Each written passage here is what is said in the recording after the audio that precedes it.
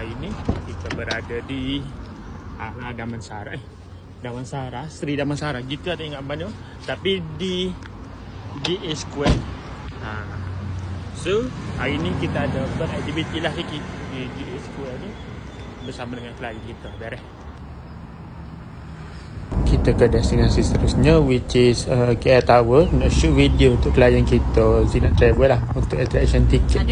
So siapa-siapa nak dapat attraction ticket untuk semua, untuk kira lah Malaysia ni memang ada dengan Zinat Travel. Boleh follow dia punya account ni dah. Okay, kali kedua kita berada di KL Tower untuk buat video lah sekali lagi.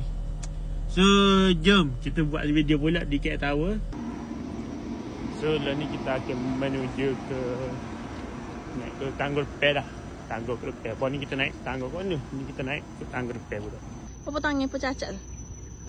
Ada dua weh. Kita gana dia. Combo kita mula lagi kat Sky Terrace tu. Sky Terrace. Mio yang Sky Terrace. Sepatutnya tak ada observation deck.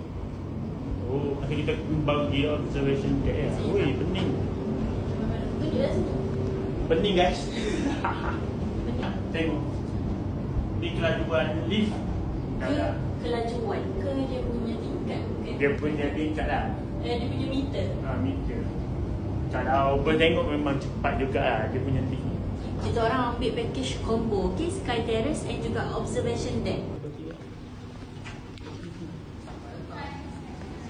Okay, masih.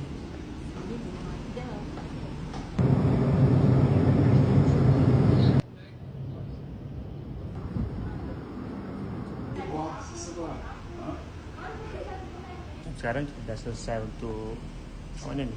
Sky Terrace. Sky Terrace. Sekarang kita akan pergi ke observation deck.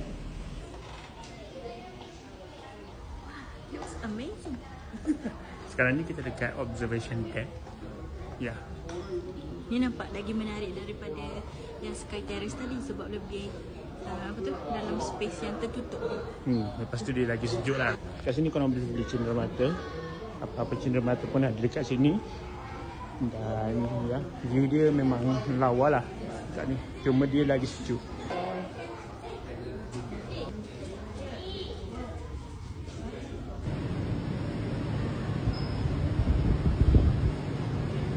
Surau perempuan, surau lelaki. Ini surau lelaki. Assalamualaikum. Kalau boleh tengok ni dalam ni